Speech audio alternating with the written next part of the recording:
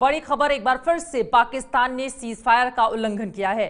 जम्मू के पुंछ सेक्टर के बालाकोट और सब्जियां इलाके में पाकिस्तान की ओर से आज सुबह 4:30 बजे से ही लगातार फायरिंग की जा रही है। आपको बता दें, कल भी पाकिस्तान की ओर से फायरिंग की गई, जिसमें हमारे एक जवान शहीद हो गए, जबकि एक मासूम 9 साल की बच्ची की जान चली गई थी। और आज सुबह 4:30 बजे से लगातार पाकिस्तान की ओर से फिर से फायरिंग की जा रही है। जम्मू कश्मीर में फिर पाकिस्तान ने तोड़ा है सीज फायर।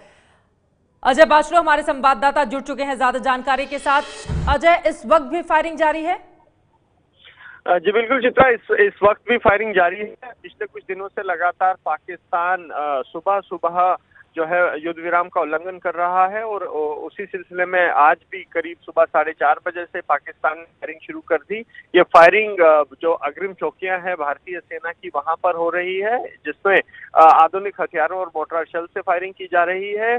कल भी दुखद खबर आई थी कि एक 9 साल की बच्ची और एक भारतीय सेना के जवान शहीद हुए थे। आज फिलहाल अभी तक किसी तरह की किसी नुकसान की खबर नहीं आई है, लेकिन पिछले कुछ समय से हम देख रहे हैं कि पाकिस्तान लगातार सुबह इन इलाकों में फायरिंग करता है और भारतीय सेना का मुंहतोड़ जवाब दे रही है।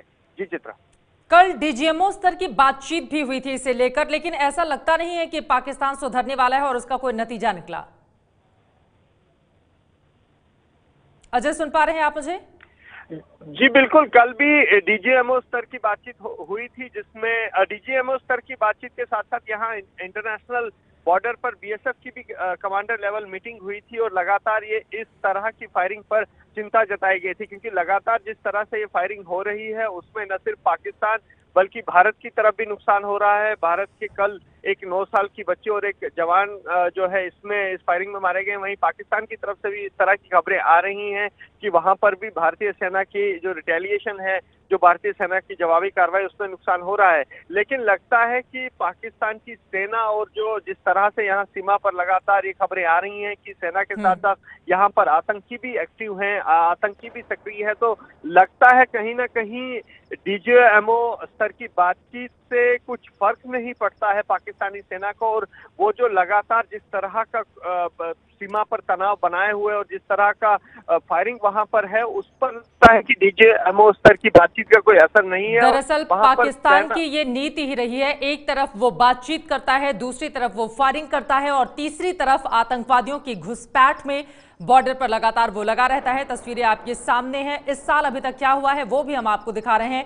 238 बार सीज फायर का उल्लंघन पाकिस्तान ने किया है। जम्मू कश्मीर में 124 से ज्यादा बार घुसपैठ की कोशिश हुई है। सुरक्षा बलों ने 106 आतंकवादियों को इस साल मार गिराया है। जम्मू कश्मीर में सुरक्षा बल के कुल हमारे 42 जवान भी शहीद हो गए और ये सबसे दुखद स्थिति हिंदुस्तान के लिहाज से रही है। ये है एबीपी न्यूज, आपको रखे आगे।